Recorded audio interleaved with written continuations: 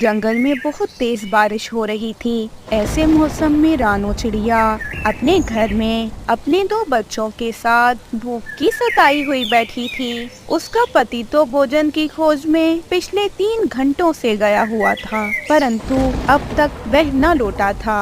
रानो चिड़िया की बेटी गुड़िया और रानो के बेटे कुकू को बहुत ज्यादा भूख लगी हुई थी। दूसरी ओर पापा चिड़िया तो तेज बारिश में हवा के जोर से जंगल से बाहर के रास्ते में पहुंच चुके थे। अब जंगल में तो इतनी बारिश हो चुकी थी कि हर तरफ बस पानी ही पानी था। पक्षियों के घर डूब रहे थे। सब पक्षी अपने अपने बच्चों को लिए ऊंचे ऊंचे पेड़ों पर बैठे थे। रानो चिड़िया और उसके बच्चे भी एक ऊंचे पेड़ पर बैठे थे। रानो जोरों से रो रही थी और उसके बच्चे भी रो रहे थे, क्योंकि बेचारी रानो चिड़िया को तो ये भी ना पता था कि उसका पति आकाश किधर गया, वह जिंदा भी है या फिर मर गया। रानो चिड़िया को तोता हौसला देते हुए कहता है, अरे बहन हौसला करो हौसला, ऊपर वाला भला करेगा, जो होता है अच्छे के लिए होता है। तुम देखना जल्दी ही बारिश रुक जाएगी और तुम्हारा पति भी आ जाएगा। अरे अरे वे तो इस तूफान से पहले की गए हुए हैं। वे न जाने कैसे कैसे मिलेंगे अब हमें, वो हैं भी या नहीं। काश काश ये सब ना होता। अगर मेरे पति को कुछ हो गया तो मेरे मासूम बच्चों का क्या होगा? इनका क्या दोष है? इनकी तो अभी उम्र भी बहुत छोटी है। रानो ने इतना कहा ही था कि सामने से एक बोट नजर आती है। सब पक्षी उस बोट को देखने लगते हैं। गोरी तो तेज तेज आवाजों में चिल्ला रही थी, आ गई, मदद आ गई, मदद आ गई। पक्षी, हम सब पक्षी बच गए हम। अब हम में से कोई नहीं मरेगा। जब बोट ज्यादा करीब आई तो पक्षियों के मुंह खुले के खुले रह गए, क्योंकि वह बोट तो आकाश चला रहा था। आकाश को देखकर सब बहुत खुश हो जाते हैं। बोट छोटी थी और पक्षी बहुत ज्यादा थे। बहुत से पक्षी बोट में आ जाते हैं और कुकू को धक्का लगता है और कुकू पानी में गिर जाता है और डूबने लगता है।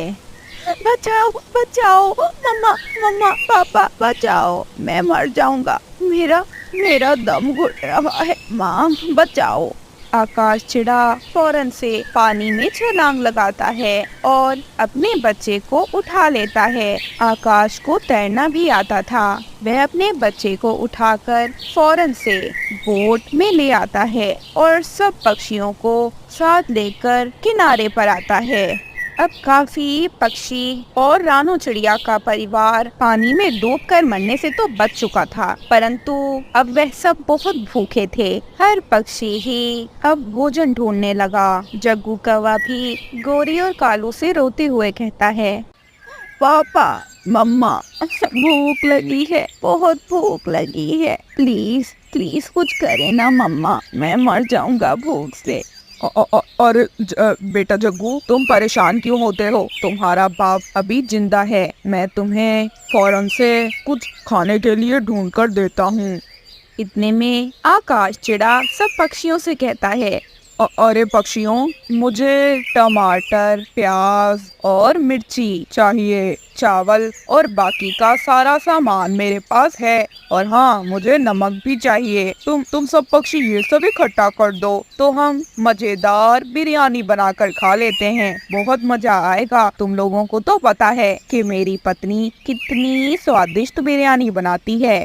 आकाश की बात सुन के तो सब पक्षियों की चोंच में पानी आ जाता है। सब खुश हो जाते हैं। ऐसे बारी बारी सभी पक्षी वो सामान इकट्ठा कर लेते हैं जो कि आकाश ने कहा था। अब रानो चिड़िया बिरयानी बनाना शुरू करती है।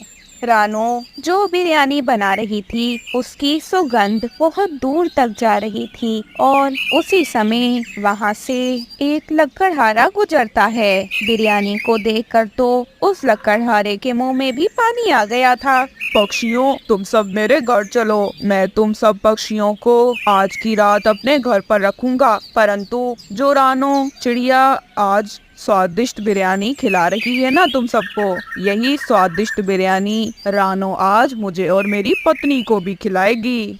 कोई और कुछ कहे इससे पहले ही कालू मना करने लगता है। नहीं नहीं, हमें ज्यादा भूख लगी है, हम नहीं चलेंगे। और हाँ, अगर तुम्हें हमारी मदद करनी है तो वैसे ही कर दो, परंतु हम तुम्हें खाने को कुछ नहीं देंगे। रानो, वैसे भी बिरयानी थोड़ी है, इस इंसान को यहाँ से भेज दो। फिर आकाश उस इंसान से बात करता है। अरे आप हमें अगर रहने दें तो जरूर, मेरी पत्नी आपको भी बिरयानी देगी और आपकी पत्नी को भी। बस फिर क्या था, बिरयानी बनाने के बाद सब पक्षी ही उस इंसान के घर जाते हैं। ऐसे पक्षी उस इंसान के घर में बहुत मजे करते हैं, सब मिलकर बिरयानी खाते हैं। अरे वाह रानो चिड़िया, तुमने बहुत स्वादिष्ट बिरयानी बनाई थी। मजा आया, बहुत मजा आया। हाँ हाँ तोते, तुम तो ठीक कह रहे हो, ये चिड़िया तो हम इंसानों से ज्यादा अच्छा खाना बना लेती है। ऐसे अगले दिन शाम के समय वह सब पक्षी जाने की बात करते हैं, परंतु वह इंसान उन्हें नहीं जाने देता और उसकी पत्नी भी नहीं जाने देती। ऐसे कुछ दिन तक तो पक्षी उन इंसानों के साथ रहते हैं, परंतु फिर सभी पक्षी एक नए जंगल की ओर निकल पड़ते हैं और सब पक्षी वहाँ पर अपने नए नए प्यारे प्यारे घोंसले बनाते हैं। उस जंगल में भोजन की भी कमी नहीं थी, अब सब खुशी से रह रहे थे। जंगल में बहुत तेज बारिश हो रही थी, सभी पक्षी अपने अपने घरों में बंद थे, कोई अपने घर से बाहर नहीं जा रहा था, क्योंकि जंगल में जालिम चील जो रहने आ गई थी। उस चील का नाम बिजली चील था और उसे बारिश बहुत पसंद थी। बारिश के मौसम में वो चील कभी किसी जंगल जाती तो कभी किसी जंगल। इस बार वो सुंदरवन नाम के जंगल में आ गई थी। भूख लगी है, लेकिन कोई पक्षी अपने घर से निकल नहीं रहा। खैर आखिर तो निकलेंगे, ये बिजली चील किसी को नहीं छोड़ेगी। बिजली चील हर उस जंगल में जाती जिस जंगल में बारिश हो रही होती, और जब बारिश का मौसम खत्म होता और बारिशें बंद हो जाती तो वो चील वो जंगल छोड़कर किसी और जंगल में चली जाती। दूसरी ओर रानो चिड़िया का घर बहुत मजबूत था और उसके पास खाने को भोजन भी था, मगर जंगल के बाकी पक्षियों के पास तो भोजन खत्म हो गया था। मेरे पास तो भोजन है, लेकिन न जाने बाकी सबके पास